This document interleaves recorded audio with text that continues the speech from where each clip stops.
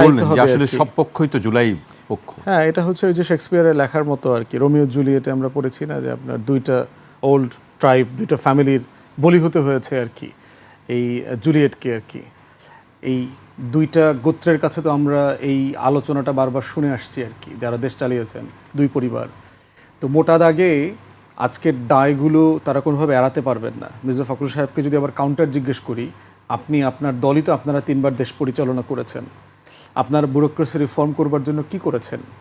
যেই আমলারা আওয়ামী লীগের হয়ে জনতার মঞ্চ করে আপনাদের দলকে ক্ষমতা থেকে নামিয়েছে, তাদের কারো বিচার করেছেন? আপনারা তো ক্ষমতা আসলেন তারপরে 2001-এ আবার।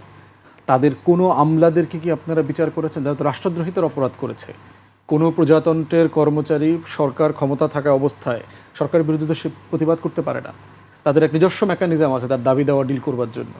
আপনি তো ডিল করেন নাই। তো সাডেনলি যেটা সমাধানের অংশ আপনি ছিলেন কিন্তু সমাধান করেন নাই, কিন্তু আপনি কিভাবে আশা করেন সেখানে সেই বাগানে ফুল ফুটবে? আপনি তো রাজনীতিই করেছেন আগাছার মধ্যে, ওটা তো নিড়ানি দেন নাই। তো নিড়ানি না দিয়ে আপনি কীভাবে আশা করছেন যে এখানে কোনো সমস্যা থাকবে না, সংকট থাকবে না? আবার প্রমোট করছেন কাদেরকে দেখেন।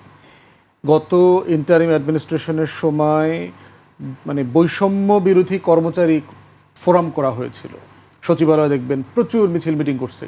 ইনুস সরকারকে সকালে বিকালে নাকানি চুবানি খাওয়া দিছে এরা। তাদের নেতাকে আপনি এডিশনাল সেক্রেটারি পদমর্যাদায় নির্বাচন কমিশনে বসিয়েছেন।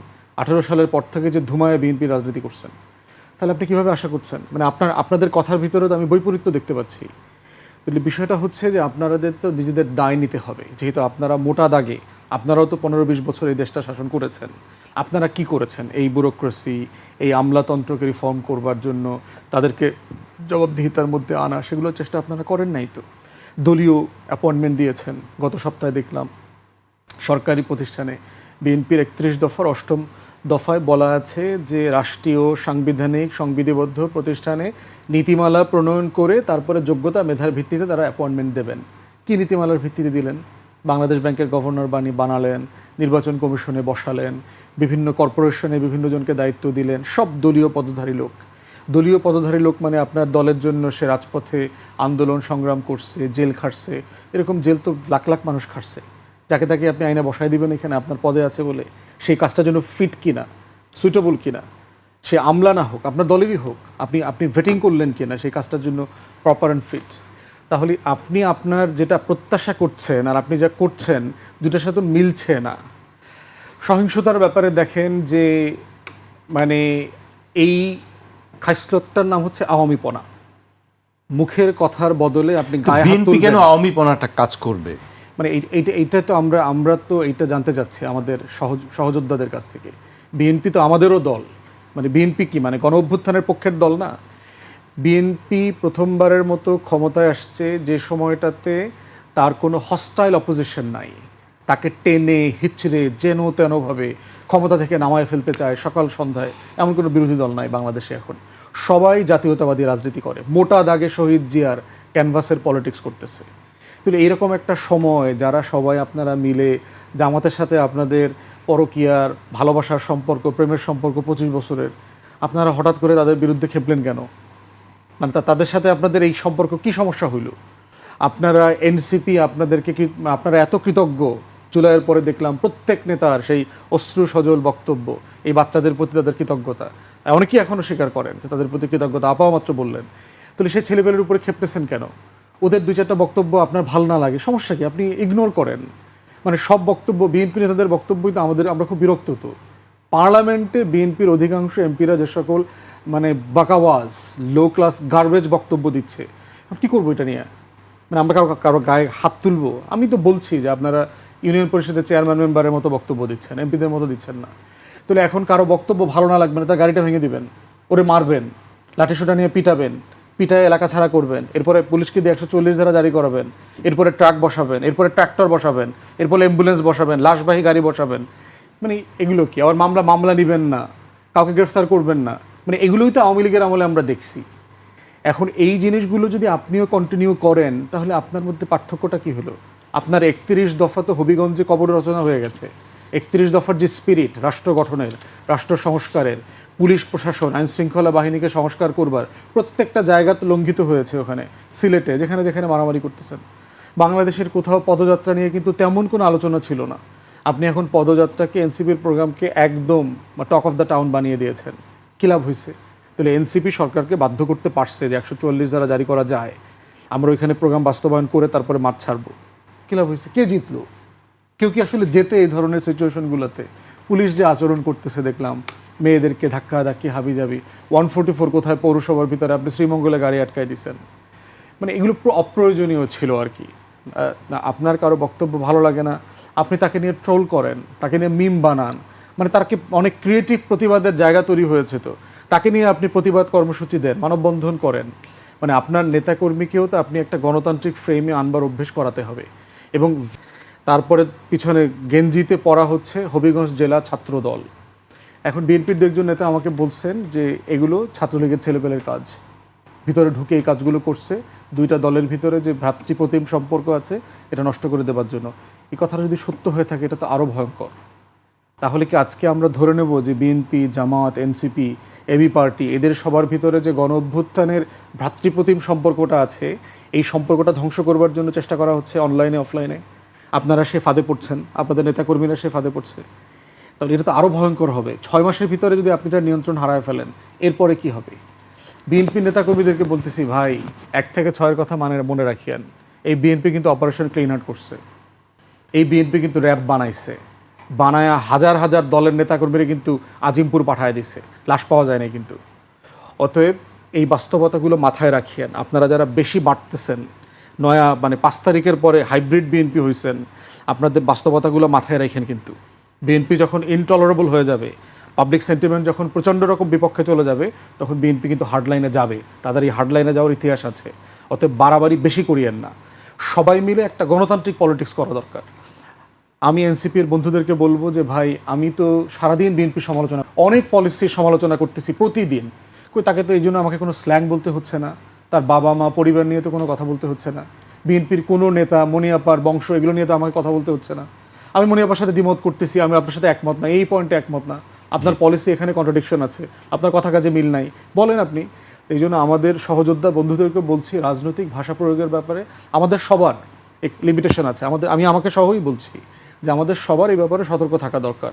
কারণ দিন শেষে আমাদের রাজনীতির ক্যানভাসটা একই জায়গায়, দ্বিমত আছে কিন্তু মোটা দাগে ক্যানভাসটা এক জায়গাতে। জি, আমি আপনার কাছে আবার আসবো, মনি আপার কাছে আসতে চাই। আপা, আমরা ব্যারিস্টার ফুয়াদের বক্তব্য শুনছিলাম, তিনি অনেক কথা বলছিলেন যে বিএনপির কি আসলে নিয়ন্ত্রণ নেই কিনা, বা বিএনপির নেতাকর্মীরা গণতান্ত্রিক ফ্রেমওয়ার্কের বাইরে চলে গেছে কিনা। আসলে বিষয়টি কি তাই, বা দায়ের একটি কথা বলছেন, দায় এড়াতে পারেন কিনা? ফুয়াদ অনেকগুলো কথা বলেছে, কিছু কথা আংশিক সত্য, কিছু কথা মধ্যে রকম ফের আছে। আমি বলবো না যে অসত্য, রকম ফেরে যেটা বলছে, সরকারি দল হলে ফুয়াদকেও আমি অর্ধ পাগল। হাইব্রিড অনেক বিএনপি চলে আছে, যে মিছিলটা 1000 লোকের মিছিল হয় কথার কথা, সে মিছিলের পিছনে বা মধ্যখানে যদি 2 জন বিএনপি যদি শেল্টার দেয়, 5 জন আওয়ামী লীগকে, 2 জন জামাতকে, 1 জন এনসিপিকে, 1 জন এবি পার্টিকে, কিচ্ছু করার নাই, কিচ্ছু করার নাই। যদি শেল্টার দেয়, শেল্টার না দিলে কেউ চিনে ফেললে ফাইন, চিনে ফেললে আপনি জাকির, আমি আপনার সঙ্গে টকশো করছি, আপনি এখানে কেন, আমি তখন বলতে পারি। এটা আপনি বলতে পারেন আমি সাংবাদিক, আমি আসতেই পারি, বা আমি আরেকটা দল, আপনার দলই করি, আমি আসতেই পারি। তো এখন কথা হলো যে সরকারে থাকলে এটা সবসময় সবার জন্যই প্রযোজ্য। আরেকটা জিনিস, বাংলাদেশের যে গুপ্তটা ছেড়ে দেওয়া হয়েছিল, গুপ্ত প্রকাশিত হওয়ার পরে কিন্তু মানুষ আগেও জানতো না তা না, ওটাকে স্পাই হিসেবে ধরতো, 1 জন 2 জন, হাজারে লাখে। কিন্তু ঝাঁকে ঝাঁকে গুপ্ত যখন প্রকাশিত হওয়া শুরু করলো, এখন কিন্তু সবাই তটস্থ, কিন্তু কিচ্ছু করার নাই। আপনাকে আমি সন্দেহ করতে পারি, আমি ফুয়াদকে সন্দেহ করতে পারি যে ফুয়াদ সত্যিকার অর্থে জামাতের লোক, কিন্তু ফুয়াদ এবি পার্টি করে, এবি পার্টি শুধু করেই না, সেক্রেটারি জেনারেল।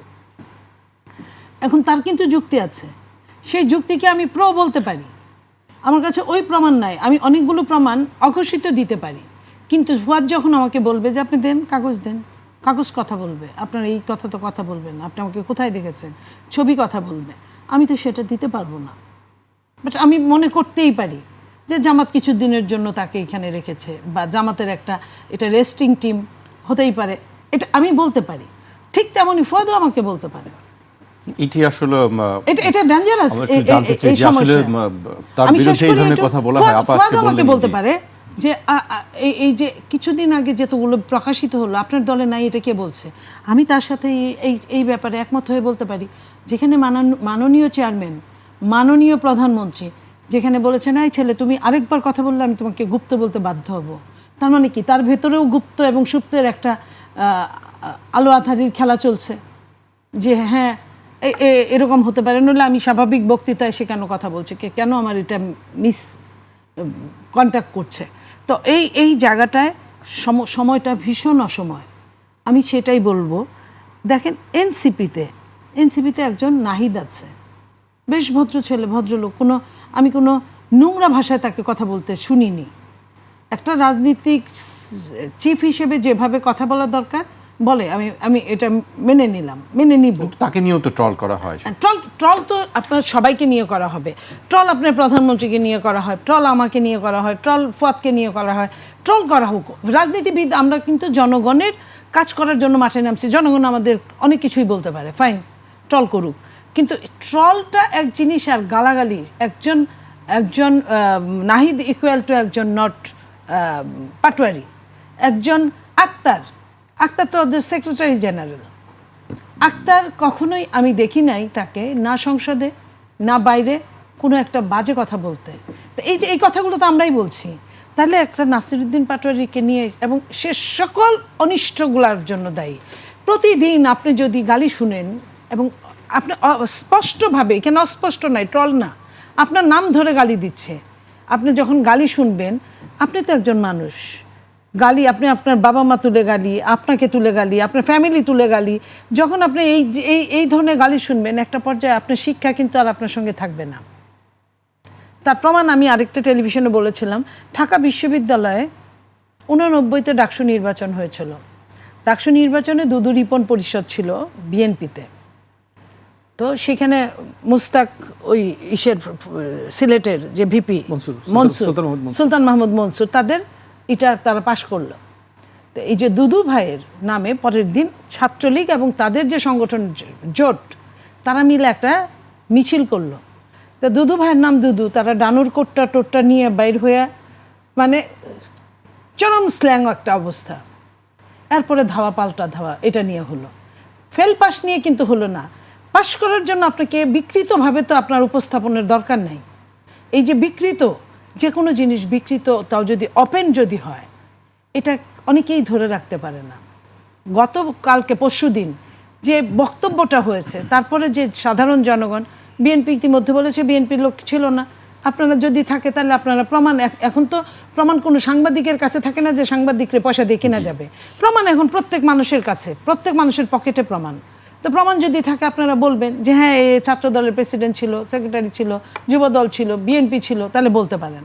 আপনি ছিল না, আপনি সন্দেহ করতে পারেন, বাট আপনি শিওর হয়ে বলতে পারেন না। 2 নাম্বার, আপনি জিকে গৌসকে আপনি মাফিয়া বানায় দিলেন, আপনি চাঁদাবাজ বানায় দিলেন, আপনি সন্ত্রাসী বানায় দিলেন। এখানে জিকে গৌসের তো কোনো কাজ ছিল না, আপনি বানায় দিলেন একজন এমপিকে, অথচ আপনাদের দলেও কিন্তু এমপি আছে। একজন এমপি যদি আরেকজন এমপিকে সম্মান না করে, সে সম্মান পাল্টা সম্মান আশা করবে কিভাবে? আপনি আমাকে বলেন। আপনি এই জায়গায় এটা আমাকে ফুয়াদ ভাই, এটার জবাবটা আমি চাই তার কাছ থেকে, যে উনি অনেকগুলো কথা যেভাবে বললেন, তো এক হাতে তো তালি বাজে না। 2টা বছর যাবৎ টানা গালি শুনছে বিএনপি। এটা একদম অসত্য না, আপনিও বলতে পারবেন না, আমার ডান পাশের জন্য বলতে পারবে না। আপনি গায়ে পড়ে কেন গালি দিবেন? আপনি পারলে মামলা করেন। দেখেন গতকাল মামলা করতেও দিয়েছে তাদের।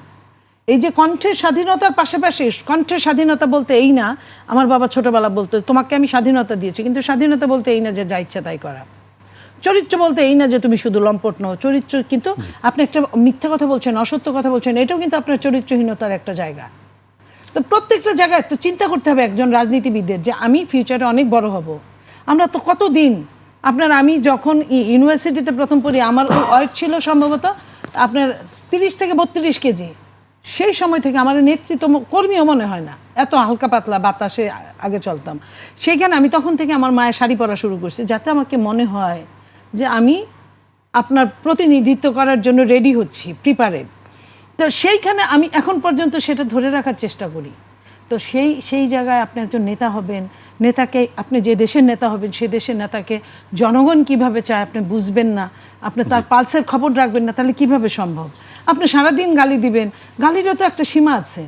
এখন আপনি এমন পর্যায়ে নিয়ে গেছেন গালিটাকে যে পুলিশ অকপটে বলে যে আপনাদের থেকে কিন্তু আমরা বেশি। একটা জেলায় একটা থানায় কয়টা পুলিশ থাকে? তারপরে যখন পুলিশ বলে আপনাদের থেকে আমরা বেশি, বেশি কথা বললেন না, যা বলছি শুনেন, 3টা শর্ত দিলাম বা 2টা শর্ত দিলাম, কি বলেছিল গতকালকে দেখলাম। তো এই জায়গায় আপনি কেন মিছামিছি সমস্ত দেশটাকে সংক্ষুব্ধ করার চেষ্টা করছেন? জি আপা, আমাকে এই পর্যায়ে একটা বিরতিতে যেতে হচ্ছে, আমি আবারও ফিরছি আলোচনায়। একটা বিরতি নিচ্ছি, ফিরছি এখনই।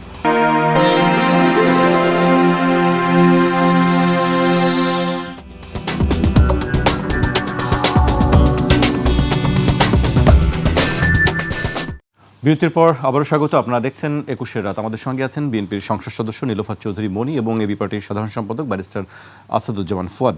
আমি এই পর্যায়ে ব্যারিস্টার ফুয়াদকে দিয়ে শুরু করতে চাই। তার আগে আন্তর্জাতিক কয়েকটি গণমাধ্যমে এএফপির কিছু একটা প্রতিবেদন আমি উল্লেখ করতে চাই। রাজনৈতিক দলগুলোর কোন্দল, আপনারা দুজনেই বলছেন যে হেট স্পিচ, কিন্তু এর বাইরেও আধিপত্য নিয়ে কোন্দল আছে, সেইগুলো নিয়ে তারা আসলে এএফপির প্রতিবেদনটা আছে। মানবাধিকার সংস্থা হিউম্যান রাইটস সাপোর্ট সোসাইটির সাম্প্রতিক প্রতিবেদন অনুযায়ী বর্তমানে রাজনৈতিক সংঘর্ষের বড় অংশটি ঘটে চলেছে স্থানীয় পর্যায়ে আধিপত্য বিস্তার, চাঁদাবাজি ও দলীয় কোন্দলকে কেন্দ্র করে।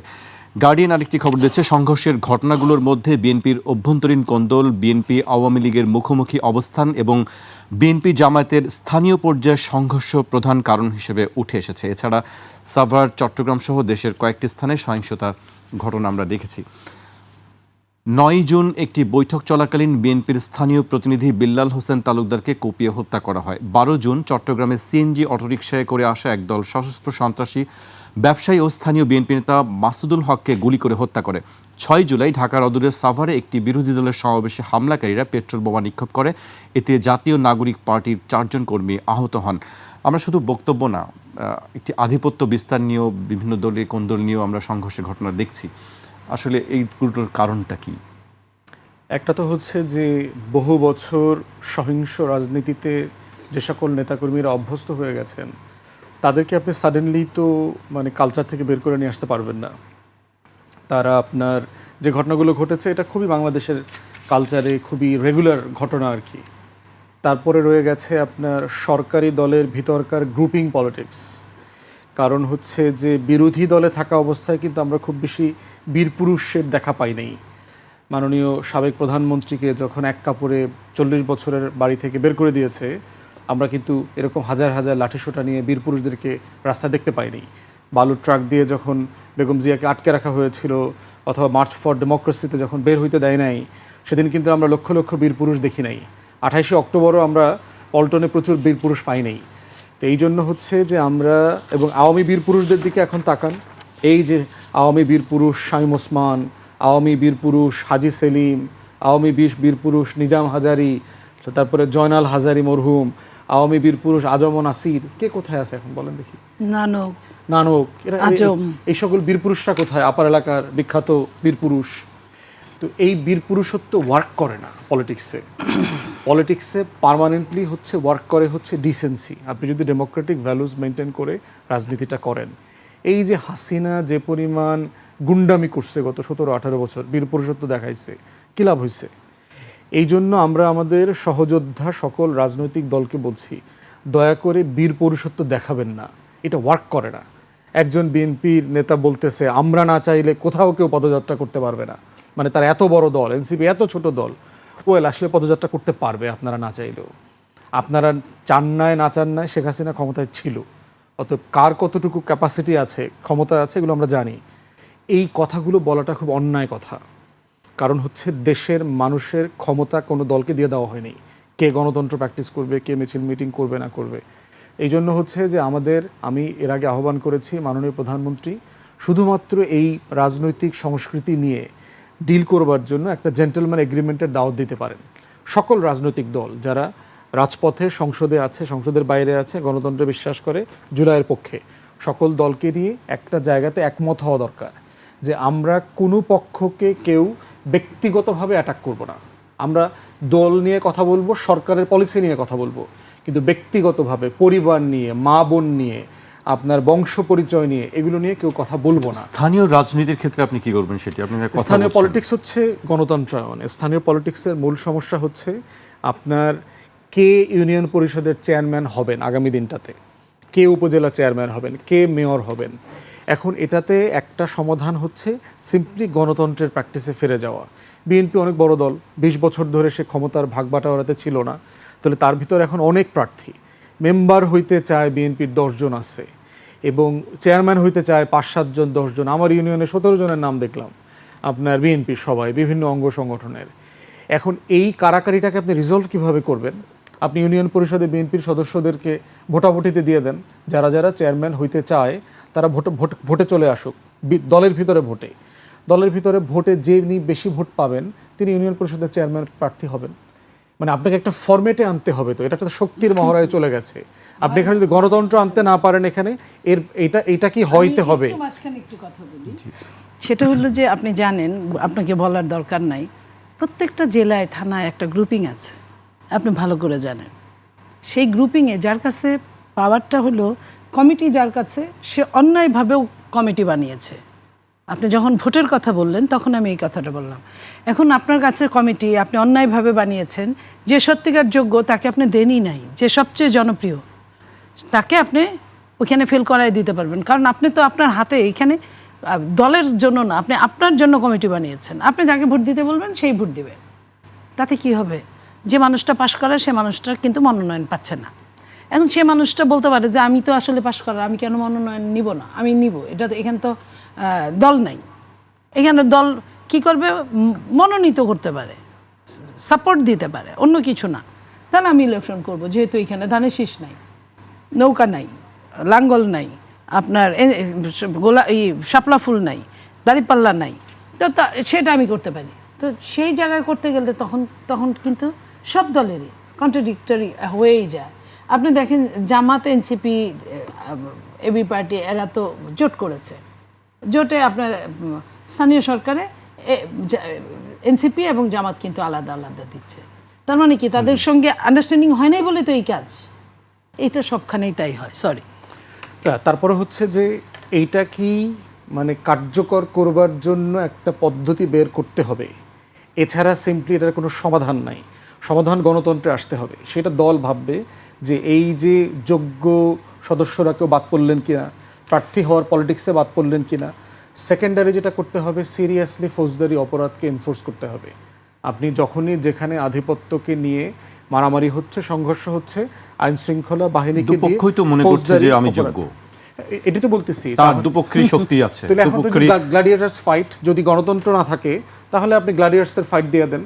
আপনি বড় মাঠে নিয়ে আসেন, দুই পক্ষ ব্রাহ্মণবাড়িয়া স্টাইলে মল্লযুদ্ধে আসুক, মল্লযুদ্ধে যে তিনি ইউনিয়ন পরিষদের চেয়ারম্যান হবেন, আগের প্রাচীন পদ্ধতি। এখন প্রশ্ন হচ্ছে আপনাকে তো একটা ফরম্যাটে আসতে হবে।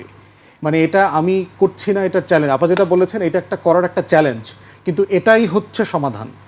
এটা ছাড়া বিকল্প গণতন্ত্রে কোনো সমাধান নাই। আপনি এটা শুরু করেন, শুরু করে শেষ করতে হয়তো 5 বছর, 10 বছর, 7 বছর লাগবে, কিন্তু এর বাইরে কোনো সমাধান নাই। আর ফৌজদারি অপরাধ। এবং আমরা আশঙ্কা করছি স্থানীয় সরকার নির্বাচন যদি দলীয় প্রতীকে না হয়, দলীয় মনোনয়ন না থাকে, ব্যাপক মাত্রা সহিংসতার আশঙ্কা করছি। ব্যাপক মাত্রা এলাকাগুলোতে তার আলামত ইতিমধ্যে দেখতে পাচ্ছি। আর দখল বাণিজ্য আপনার, এটা তো আমরা বলেছি যে আপনি ডিশের ব্যবসা, ময়লার ব্যবসা, নেটের ব্যবসা, বালুর ব্যবসা, চর দখলের ব্যবসা, এটাকে যদি প্রশাসনিকভাবে আপনি কর্পোরেটাইজ না করেন, বিজনেস মডেলে না নিয়ে আসেন, তাহলে যেটা হবে এই রাজনৈতিক দলের পুনর্বাসন হবে। এবং পুনর্বাসন হচ্ছে শক্তির জোরে পুনর্বাসন। যার শক্তি আছে তিনি ওটা দখল করবেন, তিনি ওখান থেকে বালু কাটবেন, তিনি বালু উঠাবেন, তিনি মাটি কাটবেন। কিন্তু এটার একটা গণতান্ত্রিক সমাধান না হওয়া পর্যন্ত এটা সমাধান হবে না। জি, আমি আপনার কাছে আবার আসতে চাই। বক্তব্য শুনছিলাম আমরা, ফুয়াদ ভাই তিনি বলছেন যে আশঙ্কা ব্যাপক স্থানীয় পর্যায়ে যে সামনে নির্বাচনের ঘোষণা করা হয়েছে, স্থানীয় সরকার নির্বাচন, সেখানে কি ব্যাপক সহিংসতার আশঙ্কা করছেন? আমি একটু পরিসংখ্যান উল্লেখ করতে চাই। চলমান সহিংস অপরাধের পেছনের এই রাজনৈতিক অস্থিরতা উঠে এসেছে। পুলিশের পরিসংখ্যান অনুযায়ী গত মার্চ থেকে জুনের মধ্যে 1238টি হত্যাকাণ্ড সহ প্রতিদিন গড়ে অন্তত 10টি করে খুনের ঘটনা রেকর্ড করা হয়েছে। মানবাধিকার সংস্থা আইন ও সালিশ কেন্দ্র বিগত 6 মাসে অন্তত 66টি রাজনৈতিক হত্যাকাণ্ড, পুলিশ হেফাজতে 61 জনের মৃত্যু, 11টি বিচার বহির্ভূত হত্যা এবং অন্যান্য মানবাধিকার লঙ্ঘনের অভিযোগ রেকর্ড করা হয়েছে। আমি আরেকটি বিষয় উল্লেখ করতে চাই, আমরা গতকাল দেখেছি বুধবার সন্ধ্যায় এনসিপি নেতা আসিফ মাহমুদ সজীব ভুঁইয়া একটি পোস্ট দিয়েছেন। বারবার যেটি আমার মনে পড়ছিল যে তিনি বালুর কথা বলছেন, বালুর ট্রাকের কথা কয়েকবারই বলেছেন, আমি সেটি উল্লেখ করতে চাই। ফেসবুক অ্যাকাউন্টে তিনি লিখেছেন, হিস্টোরি রিপিটস